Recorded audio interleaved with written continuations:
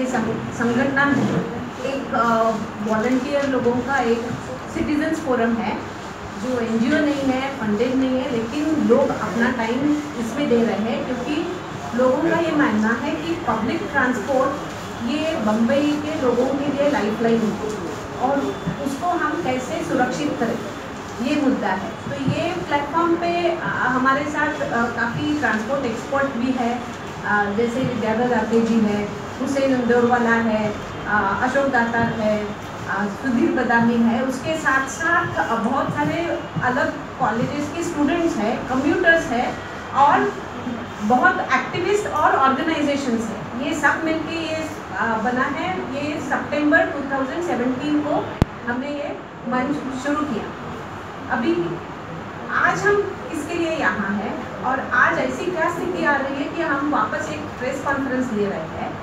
तो आपको सबको मालूम होगा कि आज मिडनाइट से बीएसटी के बेस्ट वर्कर्स, ट्रांसपोर्ट के वर्कर्स स्ट्राइक पे जा रहे हैं और वो भी बेमुदत स्ट्राइक पे जा रहे हैं। इसका मतलब है कि ये बड़ा संकट बम्बई के कम्यूटर्स के सामने है क्योंकि लाखों कम्यूटर्स को अभी कल से बेस्ट मिलेगी नहीं। और ये जो क्राइसिस है उसका जिम्मेदार कौन है और ये क्राइसिस, ये जो आपत्ति है वो क्यों आई है आज हमारे सामने, ये आपके सामने रखने के लिए ये प्रेस कॉन्फ्रेंस बुलाया।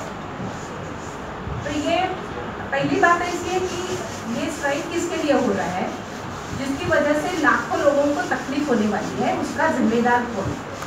हमें लगता है कि ये जिम्मेदारी squarely lies with the BMC के ऊपर ये जिम्मेदारी है। जो भी हमारे ऊपर संकट आ रहा है उसकी जिम्मेदारी बीएमसी की है।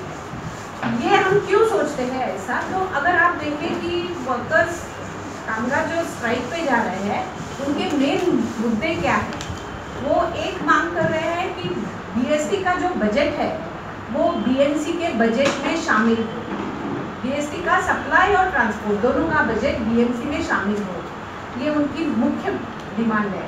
उसके साथ साथ उनके सवाल है जैसे कि पगार बराबर नहीं है, टाइम पे नहीं मिलता है, बोनस नहीं मिलता है और जो रिटायर्ड वर्कर्स है उनको 5 साल पहले रिटायर हुआ है लेकिन अभी तक उनको ग्रेचुइटी या प्रोविडेंट फंड नहीं मिला। तो हमारा जो ये प्लेटफॉर्म है, हम वर्कर्स से पूरी तरह से सहमत है। हमें भी लगता है कि बीएसटी का बजट जो है वो बीएमसी के बजट के साथ इकट्ठा करना चाहिए, एकजुट करना चाहिए। उसके साथ साथ हम सोचते हैं कि क्या आप ये जो बीएसटी के वर्कर्स जो है वो भी बम्बई के सिटीजन्स हैं, उनके हक, यानी अगर हम सोचें कि उनको ये साल तो बोनस मिला नहीं, लास्ट साल जो बोनस मिला वो उनके पगार में से काट के लिया बीएसटी ने। हम ऐसा चाहते हैं क्या जो रिटायर्ड लोग वर्कर्स हैं वो लोकल ट्रेन में हॉकिंग का बिजनेस करें क्योंकि उनको ग्रेचुइटी या प्रोविडेंट फंड नहीं मिल रहा है, या उनके बच्चे रास्ते पे सेकंड हैंड मोबाइल बेचे क्योंकि उनको उनके पढ़ाई के लिए उनके पास पैसे नहीं है, इतना पगार कम है। तो ये सब सवाल लेके हम उनके साथ खड़े हैं, लेकिन हमको ये सोचना चाहिए कि ये जो आज की आपत्ति है, क्राइसिस है, वो किसने सामने लाए हैं, तो उसकी जिम्मेदारी किसके ऊपर है। अगर आप बीएसटी का बजट देखा, बीएसटी का नहीं, मैं बोल रही हूँ बीएसटी का बजट 2006 तक उनके पास 1600 करोड़ सरप्लस था। उनका जो एसेट्स है वो 85% उनकी खुद की कमाई से उन्होंने बनाया था एसेट्स, और जो भी उनका जो सरप्लस है इसमें शेयर्स या बॉन्ड नहीं थे, उनका खुद की ये कमाई है। तो 2006 से जो 1600 करोड़ बजट उनके पास सरप्लस था, वो आज ऐसी कैसी स्थिति आ गई कि वो घाटे में जा रहे हैं। इसके लिए जिम्मेदार कौन है? यही वर्कर पहले भी काम करते थे, वही वर्कर आज भी काम कर रहे हैं, लेकिन जिम्मेदार कौन है ये नुकसान के लिए हमको ये समझ के लेना बहुत ज़रूरी है। तो अगर हम देखें कि इसके लिए जिम्मेदार कौन है, तो एक है कि हमको मालूम है कि सप्लाई और ट्रांसपोर्ट ये दोनों को अलग अलग किया गया 2006 के बाद। एक तो ये बात ज़रूर है, लेकिन उसके साथ साथ भी और क्या बदल आए, जैसे कि बीएसटी के डेपो को बिल्डर लोगों को बेच दिया, उसके पास से 320 करोड़ अभी तक बीएसटी ने वसूल नहीं किया है। तो ये बात हुई, उनको तो डेको दे दिया, बस के लिए जगह कम हो गई, ठीक है। उसके साथ साथ एक जो बहुत सारे कॉन्ट्रैक्टर्स लाए, वो कॉन्ट्रैक्टर्स ब्लैक लिस्टेड थे, यानी कुछ कॉन्ट्रैक्टर को 112 करोड़ का उन्होंने काम दिया, वो कॉन्ट्रैक्टर को दिल्ली ट्रांसपोर्ट ने ब्लैक लिस्ट किया था, उसके बावजूद उनको लिया गया। वही कॉन्ट्रैक्टर बीएमसी के साथ भी, जैसे पॉटहोल्स हो या कुछ भी चीज़ें हो, ये पॉटहोल्स की वजह से बीएसटी को नुकसान होता है, क्योंकि टायर का मेंटेनेंस उनका दर साल 10 करोड़ से ज़्यादा होता है। तो उसके साथ साथ उन्होंने और चीज़ें जो की है, जैसे ये 2018 में केवल उन्होंने 30% बस भाड़ा बढ़ाया, 30% बस भाड़ा बढ़ाया खाली एक साल में ना। उसके साथ साथ उन्होंने कम से कम 7,200 लोग जो रिटायर हो गए हैं उनको वापस, उनका वैकेंसी को लोगों को लाया नहीं, एम्प्लॉय नहीं किया, एम्प्लॉयज़ नहीं लाए। उसका मतलब क्या है कि अगर हम मार्च एक महीने का खाली देखें ना, तो 785 buses could not be brought on the road because there was no staff. That is the situation today. This has increased into what it has further. What they have done, they actually bought lot of AC buses without totally ill-advised, and then they scrapped them. So that is a total loss to BST. On top of that, now they have nearly reduced their scrapped routes. 18% routes are scrapped today by BST. That is 20% of area of coverage, and 20% of commuters are lost today. That is what they have done.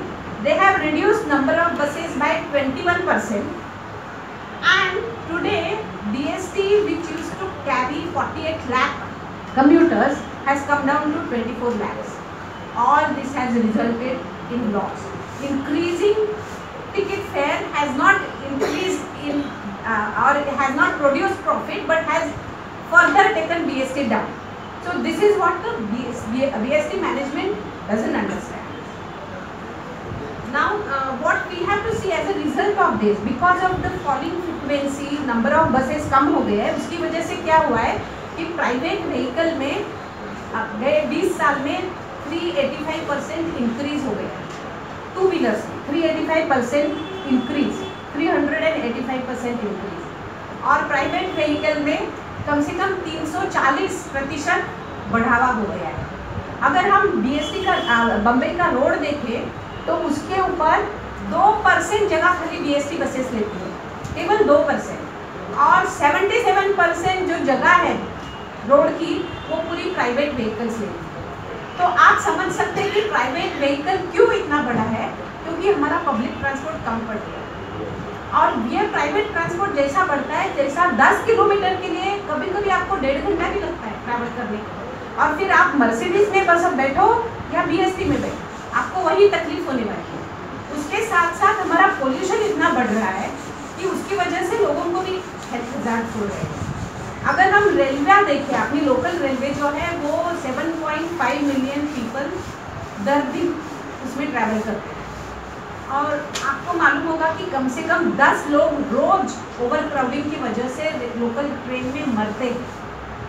अगर हम ये public transport, road transport अच्छा नहीं करेंगे तो best railway में ये नुकसान और बढ़ेगा और लोगों की जान जाएगी। तो ये सिटीजन्स के लिए या कम्यूटर्स के लिए कितना हानिकारक है, ये हमें देखने की ज़रूरत है। और फिर अभी इसके लिए बीएमसी ने जो टिकट बढ़ाया या बस कम किए या एम्प्लॉयज़ कम किए, उसके साथ साथ और उन्होंने क्या किया है, तो उन्होंने लास्ट ईयर बीएसटी को बजट में एक पैसा भी नहीं मंजूर किया। लास्ट ईयर के बजट में बीएसटी के लिए कुछ पैसा नहीं दिया। उसके ऊपर 37% ऑफ लास्ट ईयर का बजट बीएमसी ने इस्तेमाल ही नहीं किया। ये भी अफसोस की बात है कि तुम्हारा बजट भी आप इस्तेमाल नहीं कर रहे हो।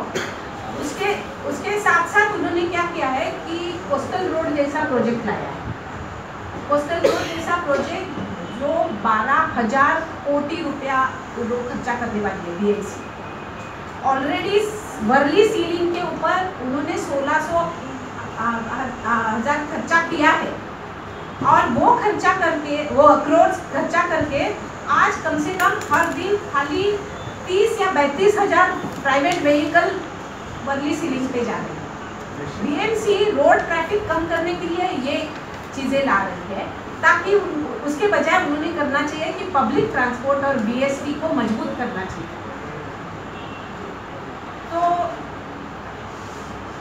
इसके बारे में हमने क्या किया, जैसे कि आमची बेस्ट सिटीजन फोरम ने क्या किया, तो 7 मार्च 2018 को एक मोर्चा निकाला था जो वडाला बीएसटी के ऑफिस पे हम लेकर गए और हमने हमारी बहुत सारी डिमांड्स बीएसटी के मैनेजमेंट के लिए वहाँ पेश की और ऐसे बोला कि ये डिमांड कमिश्नर के साथ हमको मीटिंग चाहिए, बीएसटी कमेटी के साथ हमको मीटिंग चाहिए। तभी से अभी तक हमारे साथ कोई भी मीटिंग बीएसटी मैनेजमेंट ने की नहीं। उसके बाद जो हुआ कि हमने एक मुंबई मिरर में एक राउंड टेबल कॉन्फ्रेंस बुलाया। ओके, वो राउंड टेबल कॉन्फ्रेंस में उन्होंने फाइनेंशियल एक्सपर्ट्स को बुलाया, क्योंकि बीएसटी खतरे में है, तो मुंबई मिरर ने राउंड टेबल कॉन्फ्रेंस बुलाया। ट्रांसपोर्ट एक्सपर्ट्स को बुलाया, एनजीओज को बुलाया, बहुत सारे एक्टिविस्ट को बुलाया, हम लोगों को भी बुलाया और बीएमसी कमिश्नर को भी बुलाया। उसमें बीएमसी कमिश्नर ने क्या किया, वो इतने लोगों ने, यानी बॉम्बे मिरर ने ये पूरा एक बनाया डॉक्यूमेंट जो लोगों ने उनको सजेशंस दिए थे बीएसटी को, कि बीएसटी को किस तरह से अच्छी तरह से चला सकते हैं। मुंबई कमिश्नर ने क्या किया, वो आया, अपना भाषण दिया, किसी की बात न सुनते चला गया। यानी आप सोचो कि ये क्या ओडासिटी है कमिश्नर की, ये ओडासिटी है, एरोगेंस है, इग्नोरेंस भी है और अनअकाउंटेबिलिटी है। ये एक ब्यूरोक्रेट है, इलेक्टेड रिप्रेजेंटेटिव नहीं है, लेकिन उनका कोई भी अकाउंटेबिलिटी सिटीजन्स के तरफ नहीं है। एरोगेंस भी है और मैं कहती हूँ इग्नोरेंस है, क्योंकि ये इतने इनइफेक्टिव है कि घाटे में क्यों चला रहे हैं बीएसटी और दूसरों के सजेशन भी सुनने को तैयार नहीं है। तो ये बात हमको ध्यान में रहनी चाहिए कि बीएमसी कोई भी सजेशन लेने को तैयार नहीं है। उसके बाद अगस्त में हमने पीपल्स प्लान भी रिलीज किया है और वो प्लान में हमने 2-3 चीज़ें बहुत स्पष्ट रूप पे उनके सामने रखी है। एक चीज़ हमने बोली है कि लोगों राइडरशिप बीएसटी का कैसे बढ़ाए, उसके ऊपर सजेशंस दिए हैं। दूसरे सजेशंस दिए हैं कि प्राइवेट ट्रैफिक कैसा कम करें, क्योंकि ट्रैफिक जब तक कम नहीं होता है पब्लिक ट्रांसपोर्ट भी सक्सेसफुल नहीं होगा। और तीसरा हमने ये भी बताया कि आप कहाँ से फंड इकट्ठा कर सकते हैं। अगर आप बोल रहे हैं फंड कम है, तो हम सजेशंस भी दे रहे हैं कि आप फंड कैसे इकट्ठा कर सकते हैं। ये पीपल्स प्लान जो है वो हमने सबमिट किया है बीएमसी को, आपको चाहिए तो उसकी कॉपी भी मिल सकती है। लेकिन इसके बावजूद एक बार भी बीएमसी के या बीएसटी के कोई भी मैनेजमेंट ने ये सिटीजन से बात करने से हाथ आगे नहीं किया।